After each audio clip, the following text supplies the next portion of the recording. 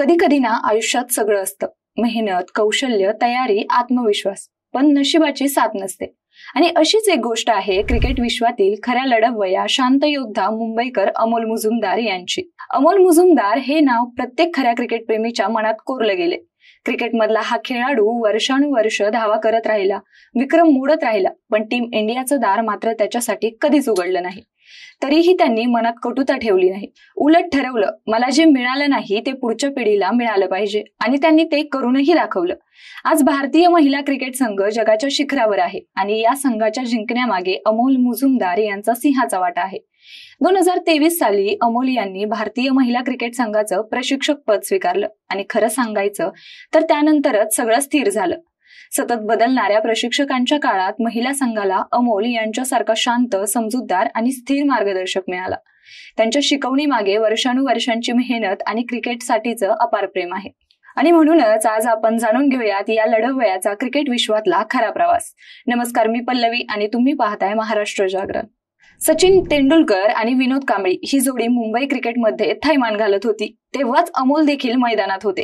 1988 साली Harris shield या शालेय स्पर्धेत सचिन विनोद जोडीने तिसऱ्या विकेटसाठी तब्बल 664 धावांची विक्रमी भागीदारी केली. 2 दिवस सतत बॅटिंग, मैदानावर धावा पावसासारख्या पडत होत्या आणि त्यावेळी एक मुलगा पॅड घालून बॅटिंगची वाट पाहत बसला होता. तो मुलगा दुसरा कोणी नाही तर तो अमोल होता. त्या क्षणाचा तो साक्षीदार होता, पण त्यांच्या नशिबात मात्र प्रतीक्षा लिहिली गेली होती.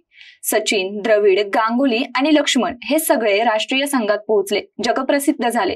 त्याच काळात अमोल यांनीही डोमेस्टिक क्रिकेटमध्ये धावांचा पाऊस पाडला. 179 फर्स्ट क्लास सामने, 11,167 धावा, 48 ची सरासरी, 30 शतकं आणि 60 अर्धशतकं एवढं काही करून सुद्धा टीम इंडियाची कॅप मात्र त्यांच्या हाती आली नाही. मुंबईला भारतीय क्रिकेटची नर्सरी म्हटलं जातं. त्या नर्सरीतून असंख्य कसोटीवीर बाहेर आले, पण त्या यादीत एक हिरा म्हणजेच अमोल हे दुर्लक्षित राहिले. पण आज भारतासाठी न खेळलेले टॉप 5 क्रिकेटपटू म्हटलं की अमोल यांचं नाव त्यात हमखास घेतलं जातं. क्रिकेट विश्वातील द्रोणाचार्य म्हणून प्रसिद्ध असलेल्या रमाकांत आचरेकर सरांकडे अमोल यांनी क्रिकेटचा पहिला धडा घेतला. 1993 ते 94 मध्ये फरीदाबादमध्ये त्यांनी मुंबईसाठी पदार्पण केलं आणि पहिल्याच सामन्यात 260 धावा केल्या. ही काही एकदाच चमकणारी खेळी नव्हती. पुढच्या अनेक हंगामात त्यांनी सिद्ध केलं की ते किती दमदार क्रिकेटर आहेत. तसेच सचिन यांनी 1989 ते 90 मध्ये पाकिस्तान विरुद्ध पदार्पण केलं, तर द्रविड आणि गांगुलीनं 1996 मध्ये लॉईसवर आणि लक्ष्मणनं अहमदाबादमध्ये कारकीर्द सुरू केली. या चौघांनी संघात प्रवेश करत सातत्यपूर्ण प्रदर्शन केलं. त्याच काळात मुंबईचे प्रवीण आगरे आणि विनोद कांबळी यांनी भारतासाठी खेळण्याची संधी मिळवली, पण सुरुवात गाजवून सुद्धा त्यांची कारकीर्द पुढे बहरली नाही. दुसरीकडे सचिन, सौरव आणि द्रविड यांनी नंतर कर्णधार पदही सांभाळलं. या चौघांनी 3, 4, 5 आणि 6 या क्रमांकांवर जागा पकडली आणि त्यामुळे निवड समितीला दुसऱ्याचा विचार करायची गरजच भासली नाही. मंडळी, या काळात निवड समितीनं ओपनर म्हणून अनेक प्रयोग केले. अमोल यांच्याकडे तंत्र होतं, धावा होत्या, पण त्यांच्याकडे कोणी पाहिलंच नाही. सेहवागला ओपनर करून प्रयोग केला आणि तो यशस्वीही झाला, पण अमोल यांच्या नशिबात तीही संधी नव्हती. 1993 ते 94 ते 1999 ते 2000 या काळात अमोल यांची कामगिरी इतकी झळकली की लोक म्हणायचे हा पुढचा तेंडुलकर होणार.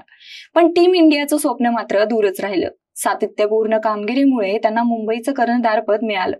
विकेटची किंमत ओळखणारे अमोल संघाचं नेतृत्व जबाबदारीने करत राहिले आणि मुंबईला अनेकदा विजेतेपद मिळवून दिलं. मुंबई आणि जिंकणं हे 2 शब्द अमोल यांच्यासाठी अगदी जोडगोळी होते. पण एक टप्पा आला जेव्हा त्यांनी मुंबई आणि जिंकण्याचं गोड नातं बाजूला ठेवून आसामसाठी खेळायचं ठरवलं. 2 हंगाम आसामसाठी आणि मग आंध्र संघासाठी ते खेळले. त्यांच्या बॅटिंग इतकंच त्यांचं अनुभवाचं सोनं या दोन्ही संघांना लाभलं. 2008 मध्ये देशभरात IPLचं वादळ आलं. अनेक अनोळखी खेळाडू प्रसिद्ध झाले, पण अमोल यांना IPL संघांनी दुर्लक्षित केलं. तरीही त्यांनी हार मानली नाही, धावा करत राहिले. शेवटी वाढत्या वयासोबत 25 सप्टेंबर 2014 रोजी त्यांनी क्रिकेटला अलविदा केलं. पण खेळ सोडला म्हणून क्रिकेट सोडलं नाही. नंतर अमोल हे भारताच्या अंडर 19 आणि अंडर 23 संघांना प्रशिक्षक म्हणून मार्गदर्शन करू लागले. नेदरलँड्स संघाचा कोच, राजस्थान रॉयल्सचा बॅटिंग कोच आणि अगदी दक्षिण आफ्रिका संघाचाही बॅटिंग कोच झाले. भारताने त्यांच्याकडे दुर्लक्ष केलं, पण जगाने त्यांच्या ज्ञानाचा मान राखला. अलीकडेच एका युवा खेळाडूनं भारतात संधी न मिळाल्याने नाराजी व्यक्त केली. निवड समितीवर उघड टीकाही केली, पण अमोल यांना कधीच तसं केलं नाही. ते नेहमी शांत राहिले, कारण त्यांना माहित होतं खेळापेक्षा मोठं काहीच नाही. अमोल मुजुमदार यांनी भारतासाठी एकही सामना खेळला नाही, पण त्यांना जे दिलं ते म्हणजे खेळासाठीचं समर्पण, शांतता आणि शिकवणीचं बळ. आज भारतीय महिला संघ विश्वविजेतेपद जिंकला आणि देशभरात प्रत्येक क्रिकेट प्रेमीच्या तोंडून एकच वाक्य ऐकू येतं, हा माणूस कॅप न मिळूनही खरं तर भारतासाठीच खेळला. बाकी अशा या व्यक्तिमत्वाबद्दल तुम्हाला काय वाटतं कमेंट करून नक्की सांगा आणि व्हिडिओ आवडला असेल तर लाईक, शेअर आणि सबस्क्राईब करायला विसरू नका.